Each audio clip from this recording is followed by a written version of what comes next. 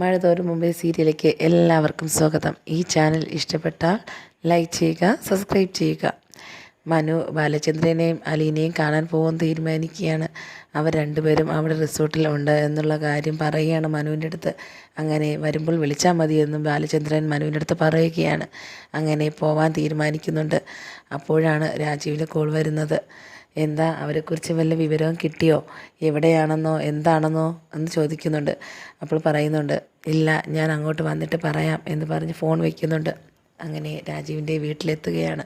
എന്നിട്ട് പറയുകയാണ്, ബാലചന്ദ്രനും അലീനയും ഒരു റിസോർട്ടിലുണ്ട്, പക്ഷേ അത് എവിടെയെന്ന് പറയില്ല. അതോ, ഞാനത് കണ്ടുപിടിച്ചോളാം എവിടെയാണെന്നുള്ളത് എന്ന് രാജീവ് പറയുന്നുണ്ട്. കണ്ടുപിടിച്ചിട്ട് എന്താണെന്ന് ഞാൻ തീരുമാനിച്ചിട്ടുണ്ട്, അതുപോലെ നടക്കുകയുള്ളൂ എന്ന് പറയുന്നുണ്ട്. അപ്പോൾ മനു പറയുന്നുണ്ട്, എന്താ, എന്തെങ്കിലും ബഹളം വെച്ച് കഴിഞ്ഞാൽ അത് അവസാനം കലാശിക്കുക ഒരു കേസിലായിരിക്കും, അത് മറക്കണ്ട എന്ന് പറയുന്നു. അങ്ങനെ ആലോചിച്ചുകൊണ്ട് നിൽക്കുകയാണ് രാജീവ് എന്നിട്ടും പറയുന്നുണ്ട്, എന്നാൽ അവർ രണ്ടുപേരുമോ, എന്താ അവർ രണ്ടുപേരും അങ്ങോട്ട് പോയത്, എന്തിനാ അവിടെ പോയത്, കൃഷ്ണമോളും ഉണ്ടല്ലോ, കൃഷ്ണയും എന്തിനാ പോയത് എന്ന് വീണ്ടും ഒരു ചോദ്യമായിട്ട് നിൽക്കുകയാണ്. അങ്ങനെ മനു പറയുന്നു, ഇല്ല, എനിക്കറിയില്ല, റിസോർട്ടിൽ ഉണ്ടെന്നുള്ള കാര്യം മാത്രം അറിയാമെന്ന് പറയുന്നുണ്ട്.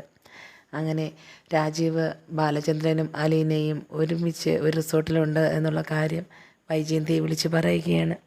വൈജയന്തിയാണെങ്കിൽ വിഷമിച്ചിരിക്കുകയായിരുന്നു, എവിടെയാണ് എന്നൊന്നും അറിയാതെ ബാലചന്ദ്രൻ.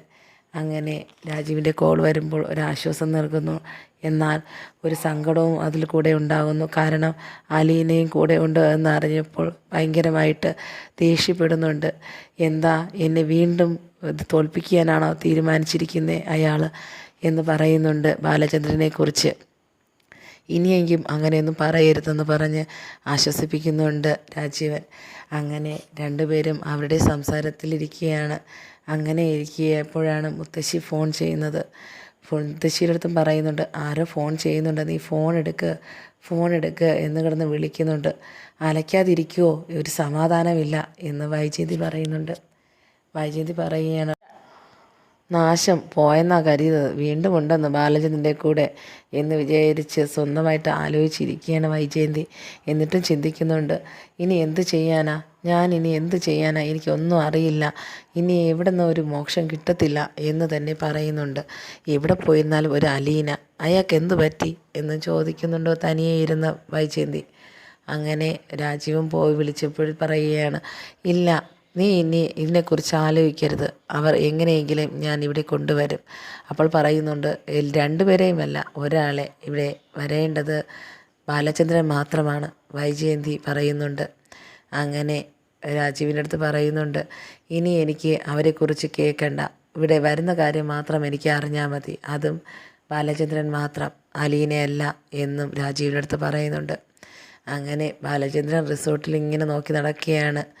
അവർ രണ്ടുപേരും നല്ല സന്തോഷത്തിൽ ഓടി നടക്കുകയാണ്. കൃഷ്ണയും അലീനയും അവർ സഹോദരങ്ങളെന്നറിഞ്ഞ നിമിഷം കൃഷ്ണയ്ക്ക് ഭയങ്കര സന്തോഷമാണ്, ഒരു ചേച്ചി കിട്ടിയല്ലോ എന്നുള്ളൊരു സന്തോഷം.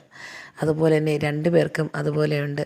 അങ്ങനെ അവർ ഇങ്ങനെ ഓടി നടക്കുന്നത് കണ്ടുകൊണ്ടിരിക്കുകയാണ് ബാലചന്ദ്രൻ. അങ്ങനെ ഫോൺ വരുന്നുണ്ട് മനു വരുന്നുണ്ട് എന്ന് പറഞ്ഞ്. അങ്ങനെ കൃഷ്ണ മുറ്റത്ത് നിൽക്കുമ്പോഴാണ് അവിടെ നിന്ന് വരുന്നത് കാണുന്നത്. മനുവിനെ കണ്ടപ്പോൾ സന്തോഷമായി. എന്തായാലും നിങ്ങൾക്ക് ഇങ്ങോട്ട് വരാൻ തോന്നിയല്ലോ, അതും ബാലചന്ദ്രൻ പറഞ്ഞിട്ടാണ് വന്നത്. അങ്ങനെ എല്ലാവരും കൂടി സംസാരിച്ചു കൊണ്ട് നിൽക്കുകയാണ്. അപ്പോൾ പറയുകയാണ്, എന്നാലും എൻ്റെ അടുത്ത് വരാനോ ഞാനൊന്ന് നോക്കാനോ ഒന്നും തോന്നിയില്ലല്ലോ ഇതുവരെയായിട്ട്. ഞാൻ അവിടെ നിന്നപ്പോൾ ഞാൻ വിചാരിച്ചു ഞാൻ പോകുന്ന നിമിഷം എൻ്റെ കൂടെ കാണുമെന്ന് എന്ന് മനുവിൻ്റെ അടുത്ത് അലീന ചോദിക്കുന്നുണ്ട് സ്നേഹത്തോടെ.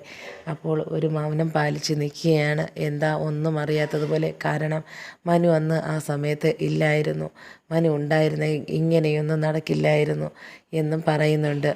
അപ്പോൾ അലീന പറയുന്നുണ്ട്, എന്തായിരുന്നാലും അതിനെക്കുറിച്ച് ഞാൻ ഇനി ആലോചിക്കുന്നില്ല, എന്തായിരുന്നാലും എൻ്റെ അമ്മയെ പോലെയാണ് എനിക്ക് ആ മേഡം, അതുകൊണ്ട് ഞാനൊന്നും പറയില്ല എന്നും പറയുന്നുണ്ട്. അങ്ങനെ ബാലചന്ദ്രൻ പറയുകയാണ്, ഞാനിനി ഒരു കാര്യം കൂടെ പറയും, പക്ഷെ നീ അത് ഞെട്ടരുത് എന്നും പറയുന്നുണ്ട്. എന്താ അത് എന്ന് വീണ്ടും ചോദിക്കുന്നുണ്ട് മനു. അല്ല, അത് ഞാൻ നിൻ്റെ അടുത്ത് പറയാം എന്നും പറയുന്നുണ്ട്. അങ്ങനെ അവർ രണ്ടുപേരും കൂടെ ഇങ്ങനെ നടക്കുകയാണ്, അലീനയും കൃഷ്ണയും. അങ്ങനെ കൂട്ടത്ത് മനുവും കൂടെ ഇങ്ങനെ നടക്കുകയാണ്.